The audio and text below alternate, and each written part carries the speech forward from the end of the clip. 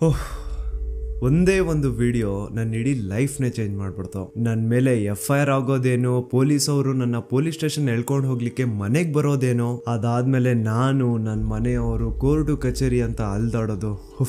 ಯಾವಾಗ ಇದೆಲ್ಲ ಮುಗಿಯುತ್ತಪ್ಪ, ಇದು ಮುಗ್ದಿದ ತಕ್ಷಣ ಯೂಟ್ಯೂಬ್ ಎಲ್ಲ ಬಿಟ್ಬಿಟ್ಟು ಒಂದಷ್ಟು ದಿನ ನೆಮ್ಮದಿಯಿಂದ ಎಲ್ಲಾದ್ರೂ ಹೋಗ್ಬಿಟ್ಟು ಪ್ರಶಾಂತವಾಗಿರೋಣ ಅನ್ಕೊಂಡಿದ್ದೆ. ಆದ್ರೆ ನನ್ನ ಮನ್ಸಲ್ಲಿ ಕೆಲವೊಂದು ಪ್ರಶ್ನೆಗಳಿದಾವೆ. ಸೌಜನ್ಯಳಿಗೆ ನ್ಯಾಯ ಕೇಳ್ತಾ ಜಸ್ಟ್ ನಾನೊಂದು ವಿಡಿಯೋ ಮಾಡಿದ್ದಕ್ಕೆ ನನ್ನ ಮೇಲೆ ಇಷ್ಟೊಂದೆಲ್ಲ ಆಗಿದೆ ಅಂತಂದ್ರೆ, ಜಸ್ಟ್ ಇಮ್ಯಾಜಿನ್ ಸೌಜನ್ಯ ಕೇಸಲ್ಲಿ ಯಾರೆಲ್ಲ ಸಾಕ್ಷಿ ಆಗ್ಬೋದಿತ್ತೋ ಅವ್ರ ಜೊತೆ ಏನೇನಾಗಿರಲ್ಲ. ನಾನ್ ಎಷ್ಟು ಅನ್ಕೊಳ್ತಿದ್ದೀನಿ, ಸಾಕಿನ್ನ 1-2 ತಿಂಗಳು ಏನು ವಿಡಿಯೋ ಮಾಡೋದ್ ಬೇಡ, ಸೈಲೆಂಟ್ ಆಗಿ ಇದ್ಬಿಡುವ ಅಂತ. ಆದ್ರೆ ನನ್ನ ಕೈಲಿಂದ ಆಗ್ತಿಲ್ಲ. ಯಾವುದೋ ಒಂದು ಸರ್ವಶಕ್ತಿ ನನ್ನ ಮನ್ಸೊಳಗಡೆ ಈ ಪ್ರಶ್ನೆನ ಹಾಕಿ ಇದ್ರ ಬಗ್ಗೆ ಮಾತಾಡುವಂತಿದೆ. ಮೊದ್ಲೇ ಹೇಳ್ಬಿಡ್ತೀನಿ, ಈ ವಿಡಿಯೋ ಯಾವುದೇ ಜಾತಿ, ಧರ್ಮ, ದೇವಸ್ಥಾನಕ್ಕೆ ಸಂಬಂಧಪಟ್ಟಿಲ್ಲ. ಈ ವಿಡಿಯೋದಲ್ಲಿ ನಾನು ಕೇವಲ ಸೌಜನ್ಯ ಕೇಸ್ ಬಗ್ಗೆ ಮಾತಾಡ್ತಿದ್ದೇನೆ. ಸೌಜನ್ಯ ಕೇಸಲ್ಲಿ ಯಾವುದೆಲ್ಲ ಯಾರೆಲ್ಲ ಸಾಕ್ಷಿ ಆಗ್ಬೋದಿತ್ತೋ ಅದೆಲ್ಲ ಹೇಗ್ ನಾಶ ಆಯ್ತು ಅನ್ನೋದನ್ನ ತಿಳಿಸ್ಕೊಡ್ತೇನೆ.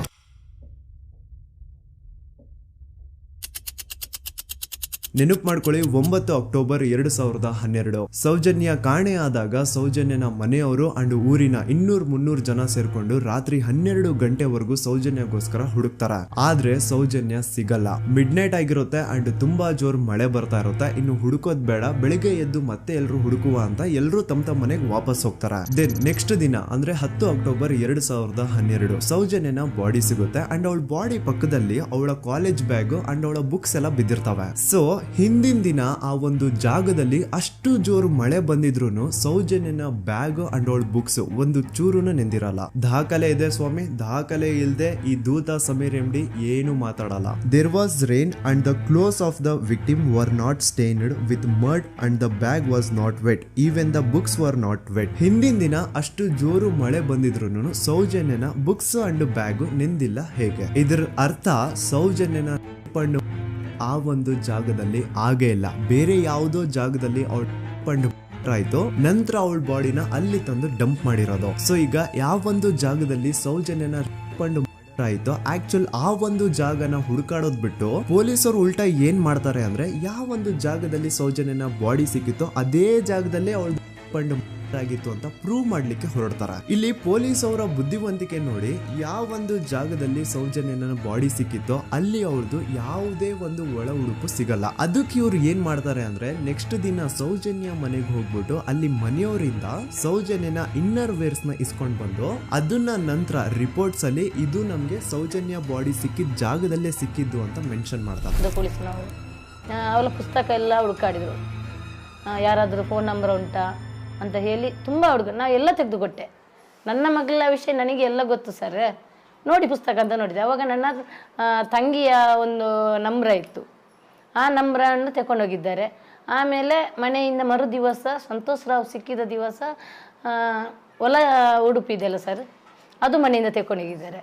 ಅದಕ್ಕೆ ನಾವು ಒಂದು ಗುರುತಿಗೆ ಒಂದು ಸ್ಟಿಚ್ ಮಾಡಿಕೊಟ್ಟಿದ್ದೇವೆ, ನೂಲಿನ ಒಂದು ಬಿಳಿ ನೂಲಿನ ಒಂದು ಸ್ಟಿಚ್ ಮಾಡಿಕೊಟ್ಟಿದ್ದೇವೆ. ಅದನ್ನೇ ತನಿಖೆಗೆ ಅವರಲ್ಲಿ ಇಟ್ಟಿದ್ದಾರೆ. ನೋಡಿ, ಪೊಲೀಸ್ ಅವ್ರ ಪ್ರಕಾರ ಸೌಜನ್ಯ ಆಗಿದ್ದು ಆ ಒಂದು ಹಳ್ಳ ಹತ್ರ, ಆದ್ರೆ ಆಕ್ಚುಲಿ ಅಲ್ಲಿ ಆಗೇ ಇಲ್ಲ. ಬಟ್ ಸ್ಟಿಲ್ ಈ ಒಂದು ಪಾಯಿಂಟ್ ನ ಪ್ರೂವ್ ಮಾಡ್ಲಿಕ್ಕೆ ಪೊಲೀಸ್ ಅವರು ಯಾವ ಮಟ್ಟಕ್ಕೆ ಹೋಗ್ತಾರೆ ಅಂತಂದ್ರೆ, ಯಾವೊಂದು ಜಾಗದಲ್ಲಿ ಸೌಜನ್ಯನ ಬಾಡಿ ಸಿಕ್ಕಿತ್ತೋ ಅಲ್ಲಿಂದ 50 ಅಡಿ ದೂರದಲ್ಲಿ ಸಂತೋಷ್ ರಾವ್ನ ಒಂದು ಟೆಂಟ್ ಹಾಕ್ಸ್ತಾರ. ಸೌಜನ್ಯನ ಆಗ್ಬೇಕಾದ್ರೆ ಎಲ್ಲೋ ಬಾಹುಬಲಿ ಬೆಟ್ಟದಲ್ಲಿ ಇದ್ದಂತಹ ಸಂತೋಷ್ ರಾವ್ ಇಲ್ಲ ಅದೇ ಜಾಗದಲ್ಲಿ ಇದ್ದ ಅಂತ ಪ್ರೂವ್ ಮಾಡ್ಲಿಕ್ಕೆ ಸಂತೋಷ್ ರಾವ್ನ ಒಂದು ಟೆಂಟ್ ಹಾಕ್ತಾರೆ. ಒಂದಿಷ್ಟು ಪ್ಲಾಸ್ಟಿಕ್ ಚೀಲಗಳನ್ನ ಹಾಸ್ಬಿಟ್ಟು ಅದ್ರ ಮೇಲೆ ಸಂತೋಷ್ ರಾವ್ನ ಕೆಲವೊಂದು ಥಿಂಗ್ಸ್ ಇಟ್ಬಿಟ್ಟು ಇವ್ನು ಇಲ್ಲೇ ಇದ್ದ ಅಂತ ಪ್ರೂವ್ ಮಾಡಿಸ್ತಾರ. ಈಗ ಸ್ವಲ್ಪ ತಲೆ ಯೂಸ್ ಮಾಡಿ, ಸೌಜನ್ಯ ಕಾಣೆಯಾಗಿದ್ದ ದಿನ ಸೌಜನ್ಯನ ಮನೆಯವರು ಅಂಡ್ ಊರಿನ ಜನ ಸುಮಾರು 200-300 ಜನ ಸೇರ್ಕೊಂಡ್ಬಿಟ್ಟು ಸೌಜನ್ಯಗೋಸ್ಕರ ಹುಡುಕ್ತಾರ. ಅವ್ರು ಅದೇ ಜಾಗದಲ್ಲಿ ಹುಡುಕ್ತಾರ ಗುರು, ಎಲ್ಲೂ ಜಾಸ್ತಿ ದೂರ ಹೋಗಲ್ಲ, ಅದೇ ಜಾಗದಲ್ಲಿ ಹುಡುಕ್ತಿರ್ತಾರ. ಕತ್ಲೆಯಲ್ಲಿ ಸೌಜನ್ಯನ ಬಾಡಿ ಕಾಣಿಸಿಲ್ಲ ಅನ್ಕೊಳ್ಳಿ, ಏನೋ ಸ್ವಲ್ಪ ಪೊದೆಗಳ ಹಿಂದೆ ಅಥವಾ ಬೇಲಿಗಳು ಅಡ್ಡ ಬಂದಿರಬಹುದು, ಹಾಗಾಗಿ ಅವಳ ಬಾಡಿ ಕಾಣಿಸಿಲ್ಲ ಅನ್ಕೊಳ್ಳಿ. ಆದ್ರೆ ಅಲ್ಲಿಂದನೇ 50 ಅಡಿ ದೂರದಲ್ಲಿರುವಂತಹ ಸಂತೋಷ್ ರಾವ್ನ ಟೆಂಟ್ ಆ 200-300 ಜನರಲ್ಲಿ ಒಬ್ರಿಗೂ ಕಾಣಿಸಿಲ್ವಾ? ಅಷ್ಟೇ ಅಲ್ಲ, ನೆಕ್ಸ್ಟ್ ದಿನ ಅಂದ್ರೆ 10 ಅಕ್ಟೋಬರ್ 2012 ಸೌಜನ್ಯನ ಮೃತದೇಹ ಸಿಕ್ಕಿದೆ ಅನ್ನೋ ಒಂದು ನ್ಯೂಸ್ ಲೋಕ್ ಲೈಟ್ಸ್ ಗೆಲ್ಲ ಗೊತ್ತಾದಾಗ ಅಲ್ಲಿ ಒಂದು ಅಂದಾಜು ಪ್ರಕಾರ 3000 ಜನ ಸೇರ್ತಾರಂತ. ಆಗ್ಲೂ ಸಹ ಆ 3,000 ಜನರಲ್ಲಿ ಒಬ್ರಿಗೂ ಸಹ ಆ ಸಂತೋಷ್ ರಾವ್ನ ಟೆಂಟ್ ಕಾಣಿಸೇ ಇಲ್ಲ. ಜಾಸ್ತಿ ದೂರ ಇಲ್ಲ ಗುರು, ಎಲ್ಲಿ ಬಾಡಿ ಸಿಕ್ಕಿರುತ್ತೋ ಅಲ್ಲಿಂದ 50 ಅಡಿ ದೂರ ಅಷ್ಟೇ. ಆದ್ರೂ ಆ ಟೆಂಟ್ ಯಾರಿಗೂ ಕಾಣಿಸೇ ಇಲ್ಲ. ಹೇಗೆ? ಯಾಕಂತಂದ್ರೆ ಆ ಟೆಂಟ್ ಅಲ್ಲಿ ಇರ್ಲೇ ಇಲ್ಲ. ಇದ್ರೆ ತಾನೇ ಕಾಣಿಸೋದಕ್ಕೆ. ಪಾಪ ಸಂತೋಷ್ ರಾವ್ನ ಈ ಕೇಸಲ್ಲಿ ಹೆಂಗಾದ್ರೂ ಮಾಡಿ ಫಿಟ್ ಮಾಡ್ಲೇಬೇಕು ಅಂತ ಪೊಲೀಸ್ ಅವ್ರು ಫಿಕ್ಸ್ ಆಗ್ಬಿಟ್ಟಿದ್ರು. ಇನ್ನೊಂದು ಲಾಜಿಕಲ್ ಪಾಯಿಂಟ್ ಹೇಳ್ತೀನಿ ನಿಮ್ಗೆ. ಈ ಒಂದು ಸ್ಟೇಟ್ಮೆಂಟ್ ನ ನೋಡಿ. ಈ ಸ್ಟೇಟ್ಮೆಂಟ್ ಬೇರೆ ಯಾರು ಕೊಟ್ಟಿದ್ದಲ್ಲ ಗುರು. 5 ಜನ ಕಿಡಿಗೇಡಿಗಳು ಸಂತೋಷ್ ರಾವ್ನ ಬಾಹುಬಲಿ ಬೆಟ್ಟದಿಂದ ಕರ್ಕೊಂಡ್ ಬಂದು ಪೊಲೀಸ್ ಅವ್ರ ಕೈಗೆ ಒಪ್ಸಿದ್ರು. ಆ ಕಿಡಿಗೇಡಿಗಳಲ್ಲೇ ಒಬ್ಬ ಕೊಟ್ಟಂತಹ ಸ್ಟೇಟ್ಮೆಂಟ್ ಇದು. ಇದ್ರಲ್ಲಿ ಇವನ್ ಹೇಳ್ತಿದ್ದಾನೆ ಸಂತೋಷ್ ರಾವ್ ಕೈಯಲ್ಲಿ ಒಂದು ಚೀಲ ಇತ್ತು ಅಂತ.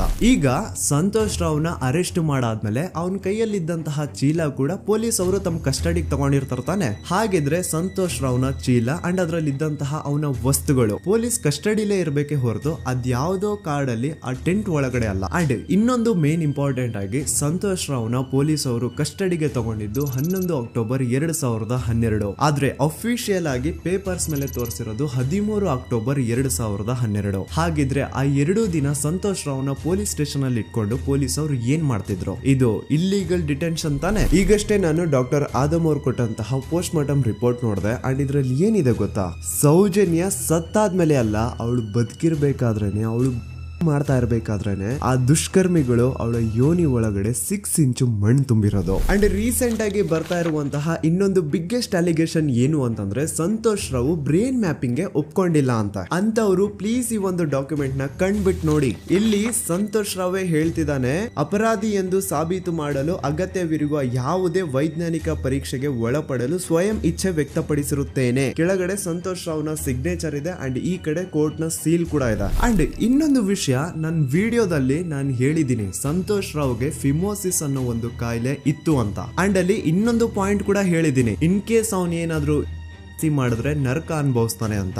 Note that point. In case ನಾ ಸಂತೋಷ್ ರಾವ್ ಮಾಡ್ಲಿಕ್ಕೆ ನಾಲಾಯಕ್ ಅಂತಾನು ಹೇಳಿಲ್ಲ, ಲಾಯಕ್ ಅಂತಾನು ಹೇಳಿಲ್ಲ. ಇನ್ ಕೇಸ್ ಮಾಡಿದ್ರೆ ನರ್ಕ ಅನುಭವಿಸ್ತಾನೆ ಅಂತ ಹೇಳಿದ್ದು. ನೋಡಿ, ಹೇಳ್ತಾ ಹೋದ್ರೆ ಬೇಜಾನ್ ಇದೆ. ಆಸ್ ಎ ಯೂಟ್ಯೂಬರ್ ಆ ಕೇಸ್ ಫೈಲ್ಸ್ ನ ನೋಡ್ತಾ ಇದ್ರೆ ನನ್ಗೆನೆ ಬೇಜಾನ್ ಡೌಟ್ಸ್ ಬರ್ತಾ ಇದೆ ಪೊಲೀಸ್ ಅವರ ಇನ್ವೆಸ್ಟಿಗೇಷನ್ ಮೇಲೆ. ಸೊ ಅದನ್ನೆಲ್ಲ ಗಮನದಲ್ಲಿ ಇಟ್ಕೊಂಡು ನಾನ್ ಹೇಳೋದಿಷ್ಟೇ, ಈ ಒಂದು ಕೇಸ್ ಅಲ್ಲಿ ಯಾವ ಆಂಗಲ್ ಇಂದನೂ ಪೊಲೀಸ್ ಅವ್ರ ಕಡೆಯಿಂದ ಫೇರ್ ಇನ್ವೆಸ್ಟಿಗೇಷನ್ ಆಗಿಲ್ಲ. And I clear my point. ಈಗ ಈ ಒಂದು ಸೌಜನ್ಯ ಕೇಸ್ ಅಲ್ಲಿ ಯಾರೆಲ್ಲ ಸಾಕ್ಷಿ ಆಗ್ಬೋದಿತ್ತು, ಅವ್ರ ಜೊತೆ ಏನಾಯ್ತು ಅಂತ ಹೇಳ್ತೇನೆ. ಮೊದಲನೇದಾಗಿ ರವಿ ಪೂಜಾರಿ. ಇವನ್ ಬಗ್ಗೆ ನಾನು ಫಸ್ಟ್ ವಿಡಿಯೋದಲ್ಲೇ ಹೇಳಿದೀನಿ. ಆ 5 ಜನ ಕಿಡಿಗೇಡಿಗಳು ಯಾರು ಸಂತೋಷ್ ರಾವ್ನ ಪೊಲೀಸ್ ಅವರಿಗೆ ಅರೆಸ್ಟ್ ಮಾಡಿಕೊಟ್ರು ಅದ್ರಲ್ಲಿ ಇವನು ಒಬ್ಬ. ಸೊ ಈ ಸೌಜನ್ಯನ ಕೇಸ್ ಯಾವಾಗ CBI ಗೆ ಟ್ರಾನ್ಸ್ಫರ್ ಆಗುತ್ತೆ ಅಂತ ಗೊತ್ತಾಗುತ್ತೋ ಈ ರವಿ ಪೂಜಾರಿ ಉರ್ಲಾಕೊಂಡು ಸತ್ ಹೋಗ್ತಾನೆ. ರವಿ ಪೂಜಾರಿ ಹಾಕೊಂಡು ಸತ್ ಹೋದ ಅಂತಾರೆ, ಆದ್ರೆ ಅವ್ನು ಹಾಕೊಂಡೇ ಸತ್ ಹೋದ ಅಂತ ಯಾರು ಐ ವಿಟ್ನೆಸ್ ಇಲ್ಲ. ಹಾಗಾಗಿ ಇವನ ಒಂದು ಸಾವು ಒಂದು ನಿಗೂಢ ಸಾವಾಗಿ ಉಳ್ಕೊಂಡ್ಬಿಡ್ತು. ಇನ್ನೊಬ್ಳು ಬಂದು ವಾರಿಜಾ ಅಂತ. ಸೌಜನ್ಯನ ಮಾಡಿ ಆ ಕಿಡಿಗೇಡಿಗಳು ಅವಳನ್ನ ಒಂದು ಫಾರ್ಮ್ ಹೌಸ್ ಗೆ ಕರ್ಕೊಂಡು ಹೋಗಿರ್ತಾರೆ. ಅಂಡ್ ಆ ಫಾರ್ಮ್ ಹೌಸ್ ಅಲ್ಲಿ ವಾರಿಜಾ ಅನ್ನೋಳು ಕೆಲಸ ಮಾಡ್ತಾ ಇರ್ತಾಳೆ. ಸೊ ಈ ವಾರಿಜಾ ಸೌಜನ್ಯ ಆ ಕಿಡಿಗೇಡಿಗಳ ಜೊತೆ ಇರೋದನ್ನ ನೋಡಿರ್ತಾಳೆ, ಆದ್ರೆ ಅವಳಿಗೆ ಗೊತ್ತಿಲ್ಲ ಅವ್ರು ಅವಳನ್ನ ಕೊಂಡು ಬಂದಿದ್ದಾರೆ ಅಂತ. ನಂತರ 1-2 ದಿನ ಆದ್ಮೇಲೆ ಯಾವಾಗ ಸೌಜನ್ಯ ಬಗ್ಗೆ ನ್ಯೂಸ್ ಅಲ್ಲೆಲ್ಲ ಬರ್ತಾ ಇತ್ತು ಅದನ್ನ ನೋಡಿ ಆಗ ಇವಳಿಗೆ ರಿಯಲೈಸ್ ಆಗುತ್ತೆ, ಓ ಇವಳೇ ಅಲ್ವಾ ಆ ಹುಡುಗಿ ಅವತ್ ನಮ್ ದಣಿ ಕರ್ಕೊಂಡ್ ಬಂದಿದ್ದು ಅಂತ. ಈಗ ವಾರಿಜಾ ತನಗ್ ಗೊತ್ತೋ ಗೊತ್ತಿಲ್ದೇನೋ ಸೌಜನ್ಯ ಕೇಸಲ್ಲಿ ಒಂದು ಮೇಜರ್ ಸಾಕ್ಷಿ ಆಗ್ಬಿಡಿದ್ಲು. ಸೊ ಯಾವಾಗ ಈ ಕೇಸ್ ನ CID ಟೀಮ್ ಅವರು ಇನ್ವೆಸ್ಟಿಗೇಷನ್ ಮಾಡೋದಕ್ಕೆ ಸ್ಟಾರ್ಟ್ ಮಾಡ್ತಾರೋ ಆಗ ವಾರಿಜಾನ ಮೃತದೇಹ ಅದೇ ಒಂದು ಫಾರ್ಮ್ ಹೌಸ್ ನ ಬಾವಿಯಲ್ಲಿ ಸಿಗುತ್ತೆ. ಬಾವಿಲಿ ಇವಳೇ ಸ್ವತಃ ಜಿಗ್ದು ತನ್ನ ಪ್ರಾಣ ಬಿಟ್ಲು ಅಂತ ಹೇಳ್ತಾರೆ. ಆದ್ರೆ ಅವಳೇ ಬಾವಿಗೆ ಬಿದ್ದು ಅವಳು ಪ್ರಾಣ ಬಿಟ್ಲು ಅಥವಾ ಅವಳಿಗೆ ಯಾರಾದ್ರೂ ಬಾವಿಲಿ ಬೀಳ್ಸಿ ಸಾಯಿಸಿದ್ರು ಗೊತ್ತಿಲ್ಲ. ಅಂಡ್ ಇನ್ನೊಂದು ವಿಷಯ, ಯಾವ ಒಂದು ಬಾವಿ ಒಳಗಡೆ ವಾರಿಜಾನ ಬಾಡಿ ಸಿಕ್ಕಿತ್ತೋ ಆ ಬಾವಿನ ದಣಿಗಳು ಒಂದ್ ಸ್ವಲ್ಪ ದಿನ ಆದ್ಮೇಲೆ ಕಂಪ್ಲೀಟ್ ಮುಚ್ಚಾಕ್ಬಿಡ್ತಾರೆ. ಯಾಕೆ? ಇನ್ನೊಬ್ಬ ಬಂದು ಗೋಪಾಲ್ ಕೃಷ್ಣ. ಇವನು ಅಗೇನ್ 5 ಜನ ಕಿಡಿಗೇಡಿಗಳು ಸಂತೋಷ್ ರಾವ್ನ ಪೊಲೀಸ್ ಅವ್ರಿಗೆ ಹಿಡಿದು ಕೊಟ್ರು ಅದ್ರಲ್ಲಿ ಒಬ್ಬ. ಅಂಡ್ ಸೌಜನ್ಯ ಕೇಸ್ ನ ಮೇನ್ ಪ್ರೈಮರಿ ಸಾಕ್ಷಿ ಇವನು ಕೂಡ ಸತ್ ಹೋಗಿದ್ದಾನೆ. ಅಂಡ್ ಇವನು ಸ್ಲೋ ಪಾಯ್ಸನ್ ಇಂದ ಸತ್ ಹೋದ ಅಂತ ಹೇಳಲಾಗುತ್ತೆ. ದೆನ್ ಇನ್ನೊಬ್ಬ ಬಂದು ಪ್ರಶಾಂತ್ ಅಂತ. ಸೌಜನ್ಯನ ಮಾಡಿ ಆ ಕಿಡಿಗೇಡಿಗಳು ಅವಳನ್ನ ಯಾವ ಜಾಗಕ್ಕೆ ಕರ್ಕೊಂಡು ಹೋಗಿದ್ರೋ ಇವನು ಆ ಜಾಗದಲ್ಲಿ ಕೆಲಸ ಮಾಡೋನು. ಇವನು ಪಾಪ ಸೌಜನ್ಯನ ಆ ಕಿಡಿಗೇಡಿಗಳಿಂದ ಬಿಡಿಸೋದಕ್ಕೆ ಟ್ರೈ ಮಾಡ್ತಾನೆ, ಆದ್ರೆ ಅದು ಸಾಧ್ಯ ಆಗಲ್ಲ. ನಂತರ ಕೆಲವೇ ದಿನಗಳಲ್ಲಿ ಇವಂದು ಕೊಲೆ ಆಗುತ್ತಾ. ಯಾರೆಲ್ಲ ಯಾವುದೆಲ್ಲ ಈ ಕೇಸಲ್ಲಿ ಸಾಕ್ಷಿ ಆಗ್ಬೋದಿತ್ತೋ ಅದೆಲ್ಲ ನಾಶ ಆಗುತ್ತೆ. ಸೊ ಇದೆಲ್ಲ ನಿಜವಾಗ್ಲೂ ಕೋಇನ್ಸಿಡೆನ್ಸ್ ಅಥವಾ ಎಲ್ಲಾನು ಸ್ಕೆಚ್ ಹಾಕಿ ಮಾಡಿರೋದ. ಇನ್ನೊಬ್ಬ ಬಂದು ದಿನೇಶ್ ಅಂತ. ಇವನು ಕೂಡ ಸೌಜನ್ಯ ಕೇಸಲ್ಲಿ ಒಬ್ಬ ಸಾಕ್ಷಿನೇ. ಸೌಜನ್ಯನ ಯಾರೋ ಕಿಡಿಗೇಡಿಗಳು ಕಿಡ್ನಾಪ್ ಮಾಡ್ಕೊಂಡು ಮಾಡ್ಕೊಂಡು ಹೋಗ್ತಾ ಇರ್ಬೇಕಾದ್ರೆ ದಿನೇಶ್ ಅದನ್ನ ಕಣ್ಣಾರೆ ಕಂಡಿರ್ತಾನೆ. ಇವನ್ ಹೋಗ್ಬಿಟ್ಟು ಪೊಲೀಸ್ ಅವ್ರಿಗೆ ಹೇಳ್ತಾನೆ ಕೂಡ, ಆದ್ರೆ ಪೊಲೀಸ್ ಅವರು ಯಾರು ಇವನ್ ಮಾತನ್ನ ತಲೆಗೆ ಹಾಕೊಳ್ಳಲ್ಲ. ಅದಾದ್ಮೇಲೆ ಒಂದು ದಿನ ಸಡನ್ಲಿ ಇವನು ರೋಡ್ ಆಕ್ಸಿಡೆಂಟ್ ಅಲ್ಲಿ ಸಾಯ್ತಾನೆ.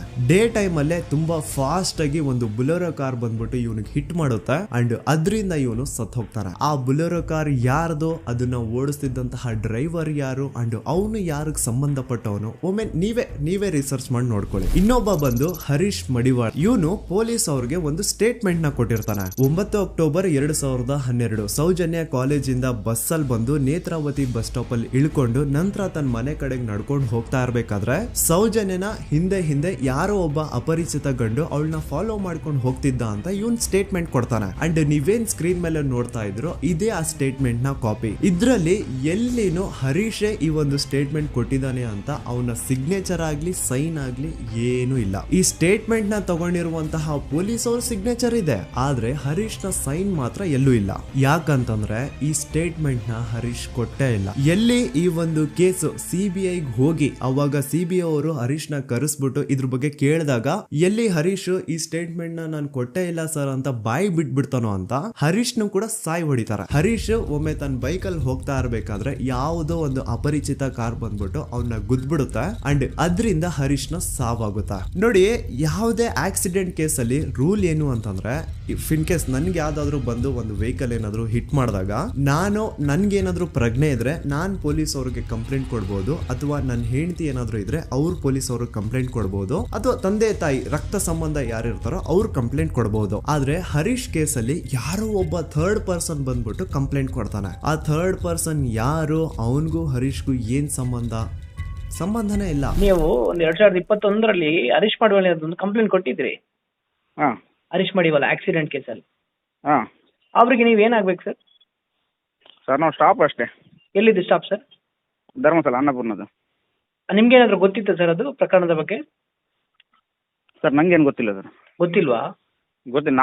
ನಾನು ಹಿಂದಿಂದ ಹೋಗ್ತಿದ್ದೆ ಡ್ಯೂಟಿಗೆ, ಅವ್ರು ಮುಂದಿಂದ ಹೋಗ್ತಿದ್ರು. ನೀವು ಸ್ಪಾಟಲ್ಲಿ ಇದ್ರಾ? ಸ್ಪಾಟಲ್ಲಿ ಇಲ್ಲ. ಯಾಕಂದ್ರೆ ನಂಗೆ ಗೊತ್ತಾದ ಛತ್ರಕ್ಕೆ ಹೋದ್ಮೇಲೆ ಮತ್ತೆ ಕಂಪ್ಲೇಂಟ್ ಕೊಟ್ರಿ ನೀವು? ಸರ್ ನಾನು ಕೊಟ್ಟದಂದ್ರೆ ನನ್ನ ಮ್ಯಾನೇಜರ್ ಕಳಿಸಿದ್ದೆ ಅಷ್ಟೇ. ಇಲ್ಲಿಂದ? ಧರ್ಮಸ್ಥಳದಿಂದ. ಸೇಮ್ ಇದೇ ತರಾನೇ ಆನೆ ಮಾವುತನ ಕೇಸಲ್ಲೂ ಆಗಿದ್ದು. ಮನೆಯವ್ರು ಹೋಗಿ ಕಂಪ್ಲೇಂಟ್ ಕೊಟ್ರೆ ಪೊಲೀಸ್ ಅವರು ಕಂಪ್ಲೇಂಟ್ ತಗೊಳಲ್ಲ, ಆದ್ರೆ ಅದೇ ಯಾರೋ ಒಬ್ಬ ಥರ್ಡ್ ಪರ್ಸನ್ ಬಂದು ಕಂಪ್ಲೇಂಟ್ ಕೊಟ್ರೆ ಪೊಲೀಸ್ ಅವರು ಕಂಪ್ಲೇಂಟ್ ಬರೀತಾರೆ. ಆನೆ ಮಾವುತನ ಹೆಂಡತಿ ಲೋಕಲ್ ಪೊಲೀಸ್ ಸ್ಟೇಷನ್ಗೆ ಕಂಪ್ಲೇಂಟ್ ಕೊಡಕ್ ಹೋದ್ರೆ ಅವ್ರು ಕಂಪ್ಲೇಂಟ್ ತಗೊಳ್ತಿಲ್ಲ ಸರ್ ಅಂತ ಹೇಳ್ಬಿಟ್ಟು SP ಆಫೀಸ್ಗೆ ಲೆಟರ್ ಬರ್ದಿರೋದು ಸಹ ಇದೆ. But still no action was taken. So SP ಆಫೀಸ್ಗೆ ಲೆಟರ್ ಕೊಟ್ಟಾದ್ಮೇಲೆ ಏನು ತನಿಖೆ ಆಗದೆ ಇದ್ದಾಗ ಆಗ ಆನೆ ಮಾವುತನ ಮಕ್ಕಳು ಹೋಗ್ಬಿಟ್ಟು IGPಗೆ ಒಂದು ಲೆಟರ್ ಬರ್ದು ಕೊಡ್ತಾರೆ. ಆದ್ರೂ ಸಹ ಇನ್ನೂವರೆಗೂ ಸರಿಯಾದ ತನಿಖೆ ಆಗೇ ಇಲ್ಲ ಅಂಡ್ ರಿಯಲ್ ಆರೋಪಿಗಳು ಯಾರು ಅಂತ ಗೊತ್ತಾಗೇ ಇಲ್ಲ. ನಿಜ ಹೇಳ್ತಾ ಇದ್ದೀನಿ, ಆ ಒಂದು ಪ್ಲೇಸ್ ಅಲ್ಲಿ ಸೀರೀಸ್ ಆಫ್ ಕೇಸಸ್ ಆಗಿದಾವೆ ಅಂಡ್ ಯಾವ್ದ್ರಲ್ಲೂ ಪೊಲೀಸ್ ಅವ್ರ ಕಡೆಯಿಂದ ಫೇರ್ ಇನ್ವೆಸ್ಟಿಗೇಷನ್ ಆಗೇ ಇಲ್ಲ. ಇದ್ರ ಬಗ್ಗೆ ಮಾತಾಡ್ರೋ, ಪೊಲೀಸ್ ಇನ್ವೆಸ್ಟಿಗೇಷನ್ ಮೇಲೆ ಕ್ವಶನ್ ರೈಸ್ ಮಾಡ್ರೋ, ಆ ಹುಡುಗಿಗೆ ನ್ಯಾಯ ಸಿಗ್ಲಿ ಸಪೋರ್ಟ್ ಮಾಡ್ರೋ ಅಂದ್ರೆ ಇದ್ರ ಬಗ್ಗೆ ಯಾವನು ಮಾತಾಡಲ್ಲ. ಇದ್ರ ಬದಲಾಗಿ ನನ್ ಬಗ್ಗೆ ಮಾತಾಡೋದಕ್ಕೆ ಹೇಳಿ ತುಂಬಾ ಚೆನ್ನಾಗಿ ನನ್ ಬಗ್ಗೆ ನೆಗೆಟಿವಿಟಿ ಹುಟ್ಟಿಸ್ತಾರ. ಜಾತಿ ಧರ್ಮ ತರೋದು, ಇವ್ನ್ ಯಾವ್ದಾವ್ದು ಆಪ್ಸ್ ನ ಪ್ರಮೋಟ್ ಮಾಡ್ತಿದ್ದ, ಇವನ್ ಮಾತು ಯಾಕೆ ನಂಬ್ತೀರಾ ಅಂತ ನನ್ ಬಗ್ಗೆನೆ ನೆಗೆಟಿವಿಟಿ ಹುಟ್ಟಿಸೋದು. ಇವನು ಆ ಆಪ್ ಪ್ರಮೋಟ್ ಮಾಡ್ತಿದ್ದ, ಇವನು ಈ ಆಪ್ ಪ್ರಮೋಟ್ ಮಾಡ್ತಿದ್ದ, ಇವನ್ ಮಾತುಗಳನ್ನ ಯಾಕೆ ನಂಬ್ತೀರಾ, ಇವನು ಮುಸ್ಲಿಂ ಇದಾನೆ, ಇವನು ಮುಲ್ಲಾ ಇದಾನೆ, ಅದು ಇದು ಅಂತ ಮಾತಾಡೋದು. ಹೌದು ಗುರು, ನಾನ್ ಪ್ರಮೋಷನ್ಸ್ ನ ಮಾಡಿದೀನಿ. ನಾನು ಆ ಆಪ್ದು ಮಾಡಿದೀನಿ, ಈ ಆಪ್ದು ಮಾಡಿದೀನಿ, ಎಲ್ಲಾ ತರ ಆಪ್ದು ನಾನು ಪ್ರಮೋಷನ್ಸ್ ಮಾಡಿದೀನಿ. ಈಗ ಹಿಂದೆ ನಾನು ಮಾಡಿರುವಂತಹ ಪ್ರಮೋಷನ್ಸ್ಗೂ ಈ ಕೇಸ್ಗೂ ಏನ್ ಸಂಬಂಧ? ಅನ್ನೆಸೆಸರಿ ಆಗಿ ಮ್ಯಾಟರ್ ನ ಡೈವರ್ಟ್ ಮಾಡ್ಲಿಕ್ಕೆ ಟ್ರೈ ಮಾಡಬೇಡಿ. ಇನ್ಮೇಲೆ ನಾನೇನಾದ್ರೂ ಆತರ ಅಪ್ಲಿಕೇಶನ್ಸ್ ನ ಪ್ರಮೋಷನ್ ಮಾಡಿದ್ರೆ ಆಗ ಬಂದು ನೀವು ನನ್ನನ್ನ ಪ್ರಶ್ನೆ ಮಾಡೋದ್ರಲ್ಲಿ ಅರ್ಥ ಇದೆ. ಹಿಂದೆ ಮಾಡಿರೋದನ್ನ ಇಟ್ಕೊಂಡು ಮಾತಾಡಿ ವಿಡಿಯೋ ಮಾಡೋದಲ್ಲ ಕಂಟೆಂಟ್ ಅಂದ್ರೆ. ಅಂಡ್ ಇನ್ನೊಂದು ವಿಷಯ, ನಾನು ದೂತ ಸಮೀರ್ MD ಯೂಟ್ಯೂಬ್ ಚಾನಲ್ ನ ಸ್ಟಾರ್ಟ್ ಮಾಡಿ ಕೇವಲ ಆಗಿರೋದು 8 ತಿಂಗಳಷ್ಟೇ. ಅಂಡ್ ಈ 8 ತಿಂಗಳಲ್ಲಿ ನಾನು ಹಾಕಿರೋದು ಕೇವಲ 12 ವಿಡಿಯೋಸ್. ಅದರಲ್ಲಿ 1-2 ಆಲ್ರೆಡಿ ಟೇಕ್ ಡೌನ್ ಆಗಿದಾವೆ. ಸೊ ಅಷ್ಟು ಬೇಗ ಅದ್ ಹೆಂಗ್ ನೀವು ಜಡ್ಜ್ ಮಾಡ್ಬಿಟ್ರಿ ನಾನು ಆಂಟಿ ಹಿಂದೂ ಅಂತ? ನಿಮಗ್ ನಿಜವಾಗ್ಲೂ ನಾನು ಆಂಟಿ ಹಿಂದೂ ಅನ್ಸಿದ್ರೆ ನಂದು ಇನ್ನೊಂದು ಚಾನಲ್ ಇದೆ ಸಮೀರ್ MD ಅಂತ. ಅಲ್ಲಿ ನಾನು ಅಪ್ಲೋಡ್ ಮಾಡಿರುವಂತಹ ಈ ಎಲ್ಲಾ ವಿಡಿಯೋಸ್ ನ ನೋಡಿ. ಜಾಸ್ತಿ ಜಸ್ಟಿಫೈ ಮಾಡ್ಲಿಕ್ಕೆ ಹೋಗಲ್ಲ ಗುರು, ನನ್ನ ಹಳೆ ಸಬ್ಸ್ಕ್ರೈಬರ್ಸ್ಗೆ ಗೊತ್ತು ನನ್ನ ಕ್ಯಾರೆಕ್ಟರ್ ಏನು ಅಂತ. ಅಂಡ್ ಇನ್ನು ಇವನ್ ವಿಡಿಯೋ 18 ಮಿಲಿಯನ್ ಪ್ಲಸ್ ವ್ಯೂಸ್ ನ ಪಡ್ಕೊಂಡಿದೆ, ಇವನ್ಗೆ ಇಷ್ಟ ಲಕ್ಷ ದುಡ್ಡು ಬಂದಿರುತ್ತೆ, ಅಷ್ಟ್ ಲಕ್ಷ ದುಡ್ಡು ಬಂದಿರುತ್ತೆ ಅನ್ನೋರ್ಗೆ ಈ ಒಂದು ಇಮೇಲ್ ನ ಒಮ್ಮೆ ನೋಡಿ. ನನ್ ವಿಡಿಯೋ ವೈರಲ್ ಆಗ್ತಿದ್ದಂಗೆ ಆ ವಿಡಿಯೋ ಡಿಮಾನಿಟೈಸ್ ಆಗೋಯ್ತು. ಇಲ್ಲಿ ಅತ್ಯಾಚಾರಿ ಬೆಂಬಲಿಗರ ಥಿಂಕಿಂಗ್ ನೋಡಿ. ಆ ವಿಡಿಯೋ ಇಂದ ನನ್ಗೆ ಎಷ್ಟು ರೆವೆನ್ಯೂ ಬಂತು ಅನ್ನೋದನ್ನ ಥಿಂಕ್ ಮಾಡ್ತಿದ್ದಾರೆ. ಆ ವಿಡಿಯೋ ಇಂದ ನಾನು ಎಷ್ಟು ಸಫರ್ ಆಗಿರ್ಬೋದು ಅನ್ನೋದನ್ನ ಥಿಂಕ್ ಮಾಡಿದ್ರ ನೋಡಿ. ನಾನೊಂದು ವಿಡಿಯೋ ಮಾಡಿದ್ದಕ್ಕೆ ಜನ ಜಾಗೃತರಾದ್ರು. ನನ್ಗೆ ನನ್ ಬಗ್ಗೆ ನಿಮ್ ಬಗ್ಗೆ ತುಂಬಾ ಹೆಮ್ಮೆ ಇದೆ. ನೀವೆಲ್ಲ ಜಾತಿ ಧರ್ಮ ಅನ್ನೋದು ಮುಖ್ಯ ಅಲ್ಲ, ನ್ಯಾಯ ಮುಖ್ಯ ಅಂತ ಬೆಂಬಲಿಸಿದ್ರೆ. ಸೌಜನ್ಯನ ತಾಯಿ ಅಂಡ್ ಕುಟುಂಬದವರು 13 ವರ್ಷದಿಂದ ಧೈರ್ಯವಾಗಿ ನ್ಯಾಯಕ್ಕಾಗಿ ಬೇಡ್ತಾವ್ರೆ. 13 ವರ್ಷದಿಂದ ಮಹೇಶ್ ಶೆಟ್ಟಿ ಸರ್ ಒಂದು ಹೆಣ್ಣು ಮಗುವಿನ ನ್ಯಾಯಕ್ಕೆ ಎಲ್ಲಾ ತರದ ಅವಮಾನ ಸಹಿಸಿಕೊಂಡು ಬೆಟ್ಟದಂತೆ ನಿಂತು ಎಲ್ಲೂ ಕಾಂಪ್ರಮೈಸ್ ಆಗದೆ ಹೋರಾಟ ಮಾಡ್ತಾವ್ರೆ. ಈಗ ಈ ನಿಮ್ಮ ದೂತ ಸಮೀರ್ MD ಇಂದ ಕರ್ನಾಟಕಾದ್ಯಂತ ಅನೇಕ ಕನ್ನಡ ಪರ ಸಂಘಟನೆಗಳು, ಎಲ್ಲಾ ವಿಚಾರ, ಎಲ್ಲಾ ಪಂಥದ ಪ್ರಗತಿಪರ ವೇದಿಕೆಗಳು ಸೌಜನ್ಯ ನ್ಯಾಯಕ್ಕಾಗಿ ಒಂದಾಗಿವೆ. ಅಂಡ್ ಈ ಹೋರಾಟ ಕೇವಲ ಸೌಜನ್ಯಳಿಗೆ ಮಾತ್ರ ಸೀಮಿತ ಆಗಿಲ್ಲ.